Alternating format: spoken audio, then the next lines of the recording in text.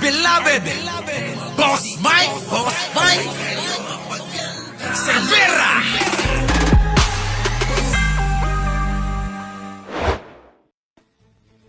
Samantala si Pangulong Bongbong Marcos walang nakikitang problema kung tatawid sa 20th Congress ang impeachment proceeding ni VP Sara. Brigada Maricar Sargan, ibrigada mo! Nakatutok ang Malacanang sa mga hakbang ni Senate President Cheese Escudero kaugnay ng impeachment process ni Vice President Sara Duterte na kasalukuyan nang nasa Senado.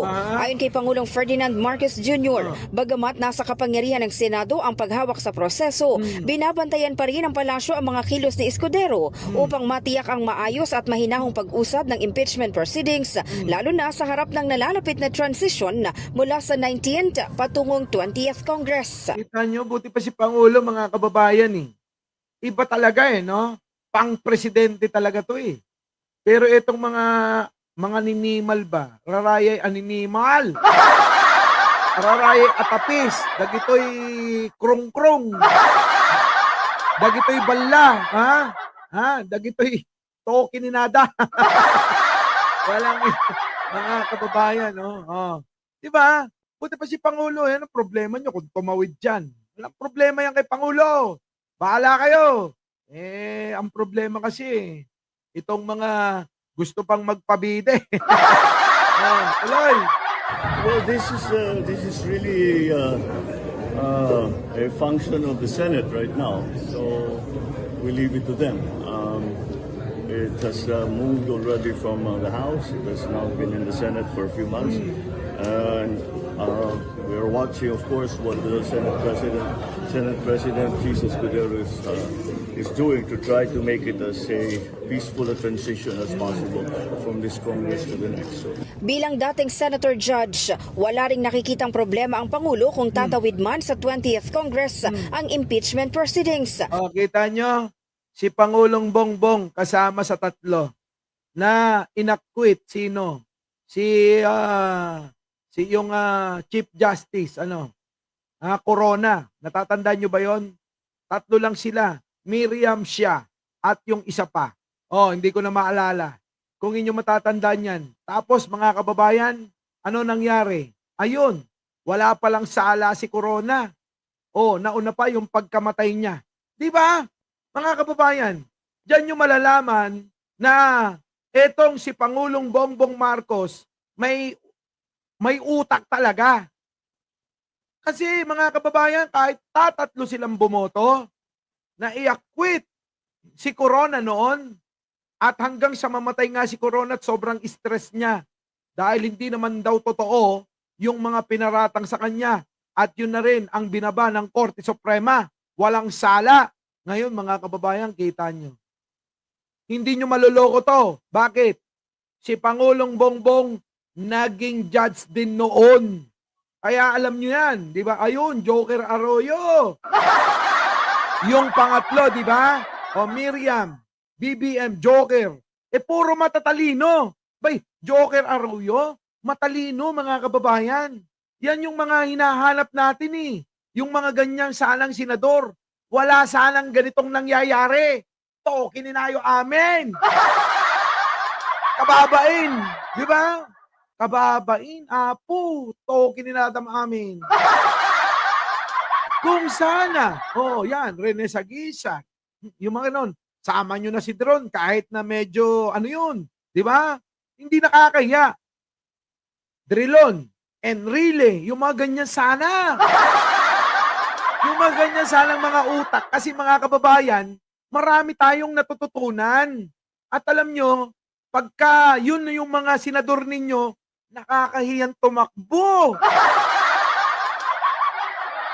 Ngayon mga kababayan, para tayong para tayong nasa circus. Tama si Virginia Fernandez. Hindi rin, Ilocano ako eh. Jaworski, wala rin eh. Di po ba? Yun yung mga kababayan. Pwede po ba? Ulitin ko lang yung sinabi ko. Sa susunod na halalan, linisin na natin yung Senado. Okay na si Marcoleta, abogado naman yun eh. Di po ba?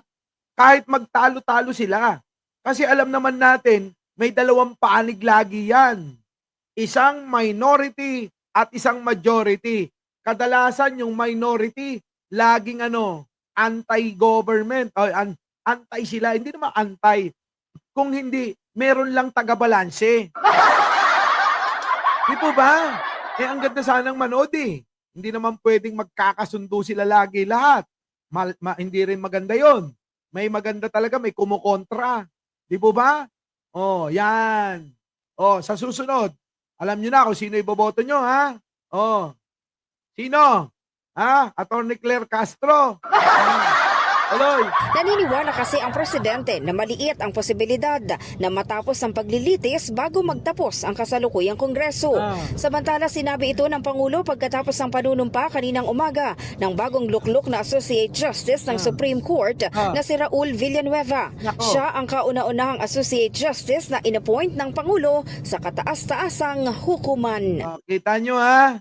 O, kauna-unahang inappoint, baka sabihin nyo, ini-impluwensya na naman ni Pangulo yan. Alam niyo naman ang mga DDS, oo, mga tanga-tanga yan eh. O, kita nyo, karamihan dyan, appointee. Nino? Ano ba, sino ba sasagutin ko? Ikaw o dito? Manood ka na lang. CJ.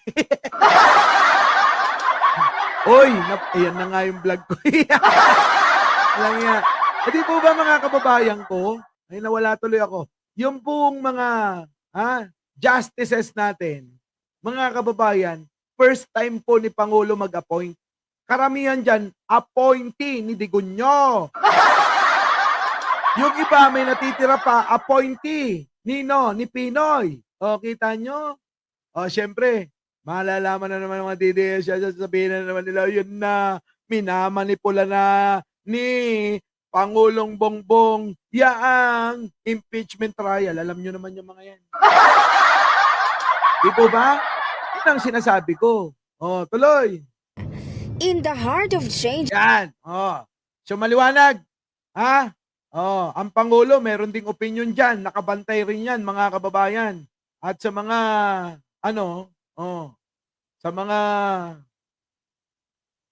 nag-aabang pa, abay, bantayan natin bukas kung ano mangyayari. Kasi sana hindi na maulit itong mga ganitong klase na nangyayari dyan. Susuntukan na eh. Oh. Our beloved Boss Mike Cervera.